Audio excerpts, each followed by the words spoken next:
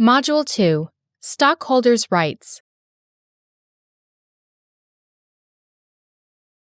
Stockholders enjoy certain intrinsic rights that stem from their ownership of a company's stock.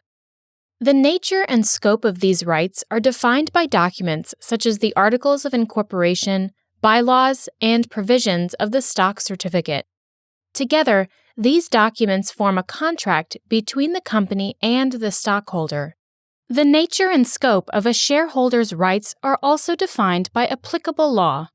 Generally, and unless limited by law or agreement, a stockholder's rights include the rights to 1. Vote on important matters. 2. Receive dividends. 3. Sell shares. 4. Share in the company's assets if the company dissolves. 5. Inspect company records. And 6. Sue to enforce their rights. This module will discuss the scope and limitations of each of these 6 rights. Right to vote.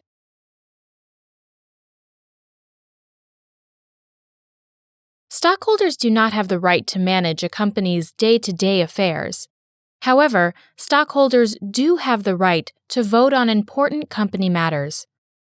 The fundamental matters that a stockholder has the right to vote on vary based on the applicable state law and the terms of the company's bylaws and articles of incorporation.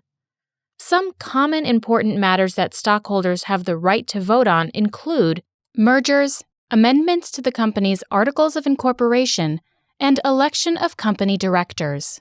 These general rights may be limited by law.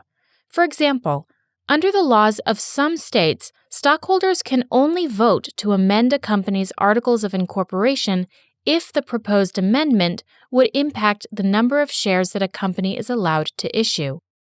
While the stockholder's right to vote is very important, generally, stockholders do not have the right to unilaterally present matters for voting. Voting on important matters occurs at the shareholders' annual meeting or during a special shareholders' meeting.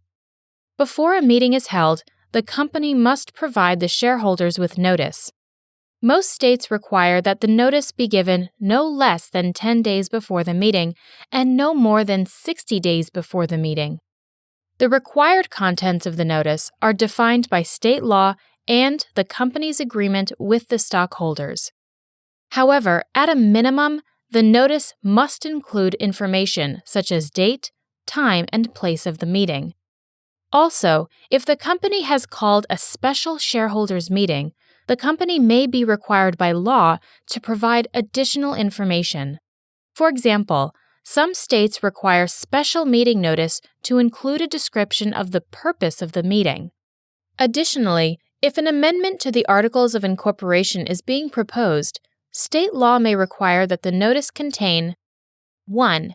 An express statement that proposed amendments are being considered, and 2. A complete copy or summary of the proposed amendment. If a stockholder cannot attend the annual meeting, he can delegate his voting authority to another party. This is referred to as proxy voting.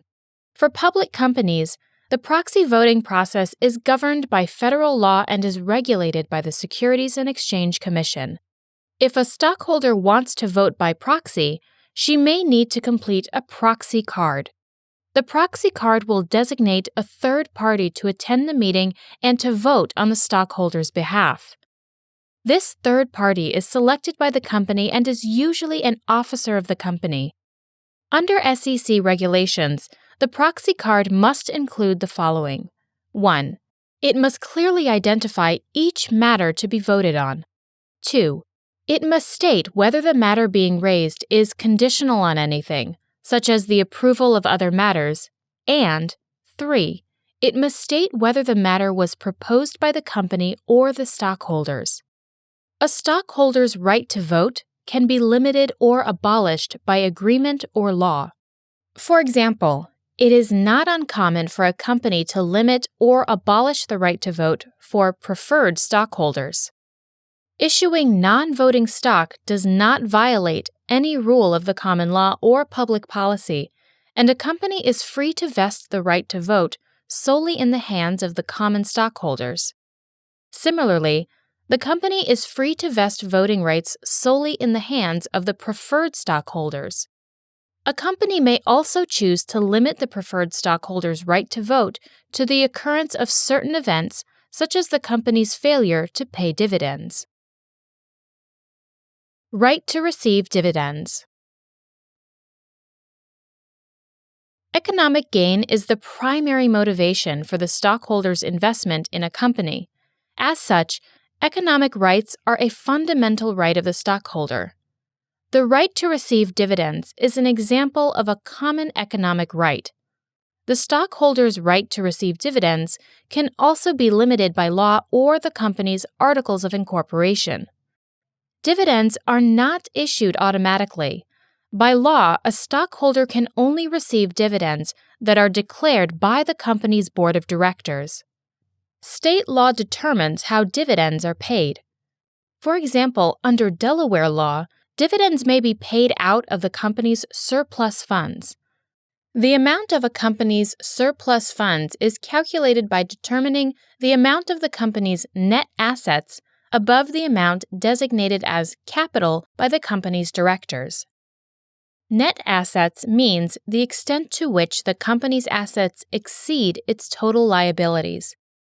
If the company does not have any surplus funds, dividends may be paid out of the company's net profits for the fiscal year that the dividends are declared, or the company's net profits from the previous year.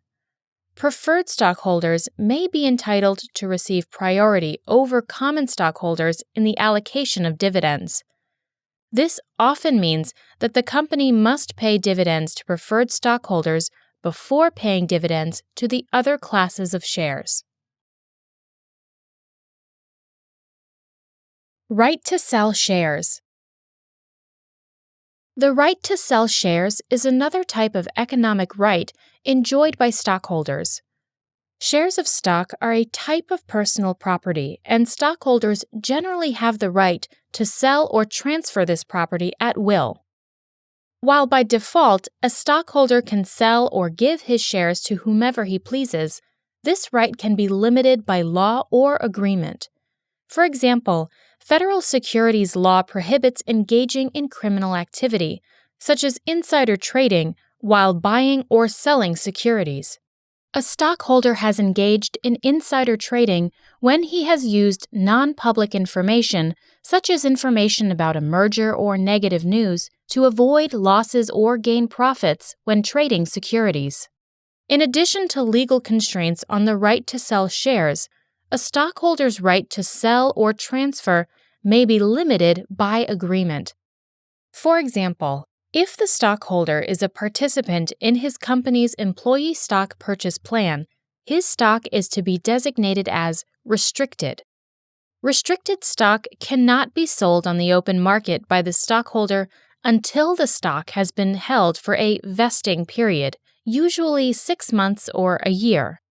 After the vesting period has passed, the stocks may be sold on the open market.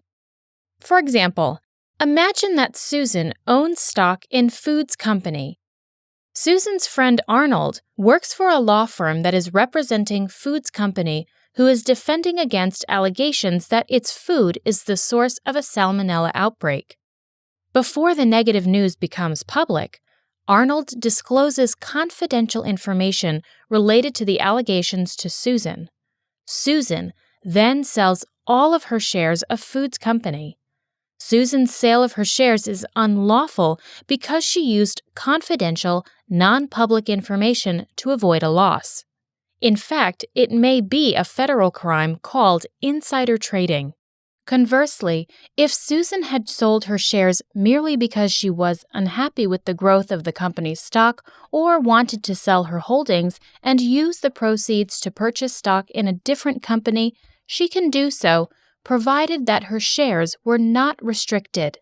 Restrictions are common in small companies where the shareholders want to make sure the ownership of the company stays in a small group of people. They may, for example, write into the company bylaws that, before a stock can be sold, the selling shareholder must offer the other shareholders a right of first refusal, which means the first option to purchase the shares at a given price or at market price at the time, or, for example, at the price that a third-party purchaser is willing to pay. Note that an exceedingly broad restriction, such as a prohibition on resale of a company's stock in all cases, may be invalidated by a court as being against public policy. Right to share in company assets upon dissolution. When a company voluntarily or involuntarily dissolves, the stockholders have a right to share in the company's assets upon dissolution.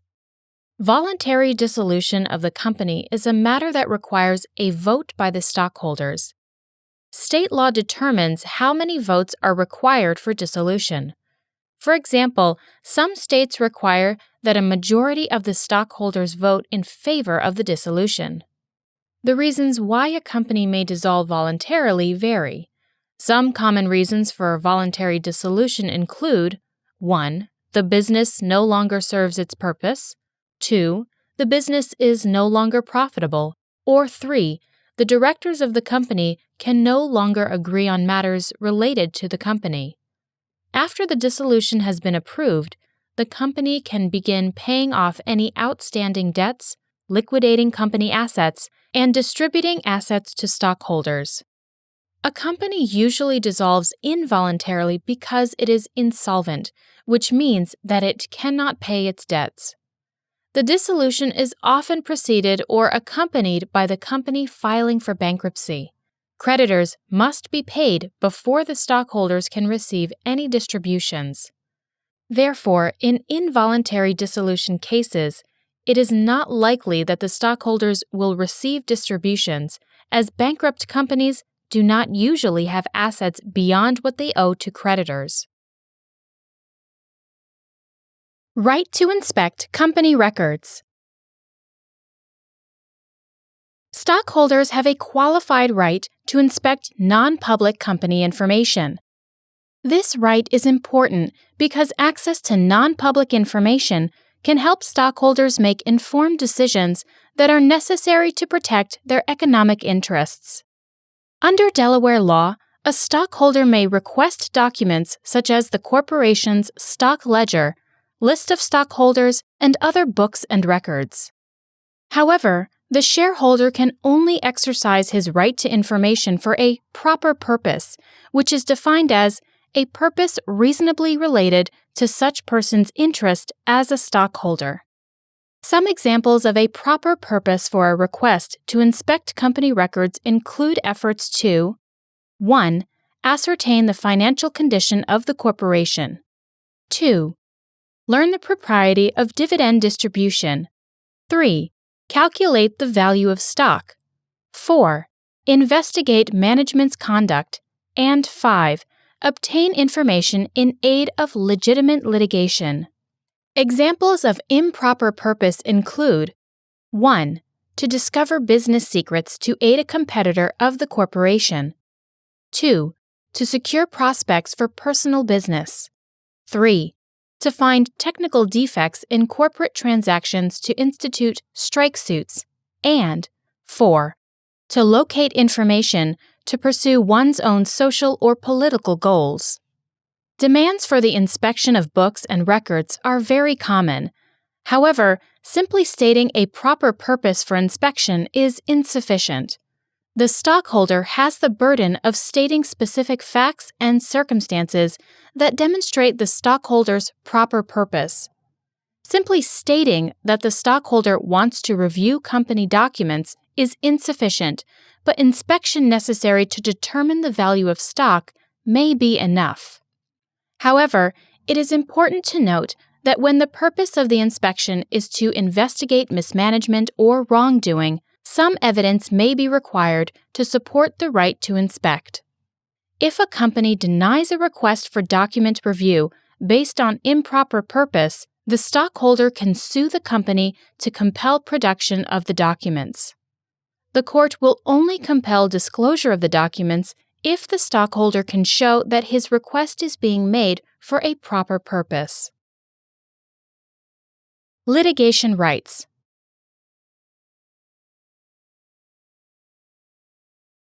Stockholders have certain litigation rights that are incidental to their stock ownership. First, stockholders can bring an action to enforce rights under the law or agreements with the company. For example, the stockholder can ask a court to compel the company to pay declared dividends or distribute dissolution dividends. Stockholders can bring an action called a shareholder derivative suit. While a corporation's directors are typically tasked with representing the corporation in legal actions, a shareholder derivative lawsuit allows shareholders to sue on behalf of the company in limited cases, alleging that the company's directors have breached their fiduciary duties to the corporation and its shareholders. For example, a derivative action may allege that the company's directors intentionally misled stockholders about the company's growth, and the stockholders may bring a derivative lawsuit. Derivative lawsuits are complicated because of procedural hurdles, which are governed in federal court under Rule 23.1 of the Federal Rules of Civil Procedure. Before the stockholder's claim can move forward, he must show that he has a standing to bring his claim, which, in this case, begins with the plaintiff showing that he is a stockholder. Rule 23.1 also requires that the plaintiff state with particularity A. Any effort by the plaintiff to obtain the desired action from the directors or comparable authority and, if necessary, from the shareholders or members, and B. The reasons for not obtaining the action or not making the effort. Even if the stockholder overcomes the procedural hurdles, he must still succeed on the merits. Shareholder derivative suits are very difficult to win because directors of a company have broad discretion in making decisions for the company. Directors are also entitled to a presumption known as the business judgment rule, a bedrock principle of corporation law. Under the business judgment rule, courts will not overrule directors' decisions that 1. Are made in good faith, 2. Are made with the care that a reasonably prudent person would use, and 3. Are made with the reasonable belief that they are acting in the best interest of the corporation. As long as the director's actions are protected by the business judgment rule, they are shielded from liability even if their decisions turn out to be poor and cost the shareholders and the company money. Generally, absent evidence of fraud, bad faith, overreach, or an unreasonable failure to investigate, the director's decisions will be upheld under the business judgment rule. However, where the directors are found to have acted with undue haste or without due diligence, the protections of the business judgment rule may not be afforded. In our next module, we will focus on how stocks are purchased, including broker-dealer transactions, direct stock plans, direct reinvestment plans, and mutual funds.